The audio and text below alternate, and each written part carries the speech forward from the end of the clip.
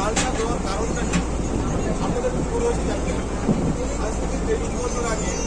জঙ্গলের মধ্যে এরকম জাল কাটছে আগেরা কি করতো কখন জঙ্গল খোলা ছিল এপারের লোকগুলো পরে ওই পারে গেলে সব আর এপারের লোকগুলো পরে ওই পারে গেলে সব এই বাঘেরা মাঝে মাঝে সাঁতার কেটে গেলে বাঘ এখানকার বাঘের দেখেছি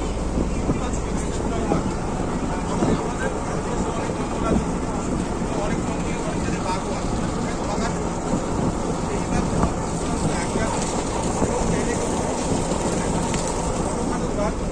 অ্যাগ্রেসিভ মানে একটা খাবার খেয়ে একটা খাবার বেড়েও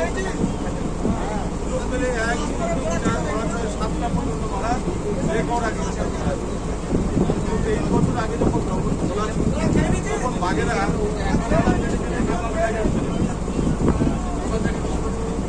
বাঘ লোকাল সাইডে ঢুকলে কি হবে আর অ্যাগ্রেসিভ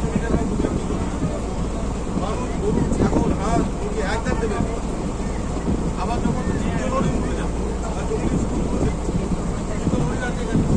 ওরা সাধারণ সব লোকদের স্বাচ্ছন্দ্যের লোক না ভালো কিছু খারাপ লোক থাকে তারা ফরেস্টের অবতরে এগুলো মেরে সমস্যা হলো ডিপার্টমেন্টে একটা বেকারে এখন পাঠাপাঠি বেশি ঘরে আছে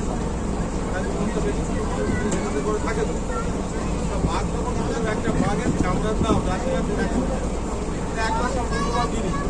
কলকাতা গেলে ওখানেও মেরে দেবে মেরেও ডিপার্টমেন্ট সমস্যায় পড়ে বাঘ ঢুকলে মানুষ আবার চিত্রোষ করলে মানুষও যেতে পারে এই জন্য জঙ্গলের সাইডে